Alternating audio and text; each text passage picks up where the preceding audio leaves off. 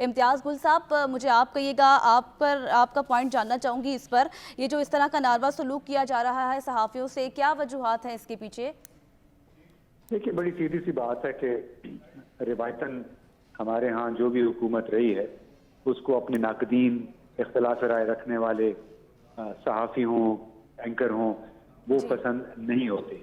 अब उनको दबाने के लिए कोई न कोई बहाना तलाश करते रहते हैं, और ख़ास तौर पे मौजूदा हालात में अब ये एक और कई सहाफ़ियों के लिए बड़ा मसला हो गया है कि वो खुलकर बात करें या ना करें।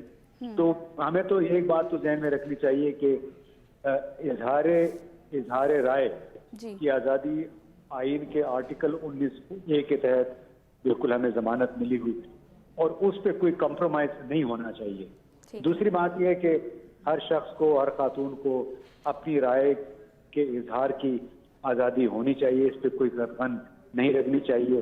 तीसरी बात यह है कि आज़ादी राय के बहाने दूसरे लोगों को मतून करना, प्रोपेगेंडा करना, दूसरे लोगों को बदनाम करना, ये सिलसिला जो है ये खत्म होना चाहिए। अब बदकिस्मती से कई सहाफ़ियों ने असल में एक्टिविस्ट का किरदार इख्तियार कर लिया है, जिसकी वजह से वो ऐसी बातें करते हैं जो उन्हें बतौर सहाफ़ी मतलब प्रोफेशनल जो तकाज़े हैं उनको की जांच, उनकी रूह से अगर जांचा जाए तो वो बातें उनको नहीं करने चाहिए।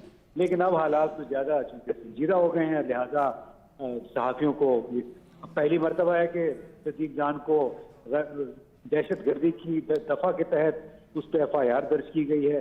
ये एक इंतहाई तशवीशनाक अमल है।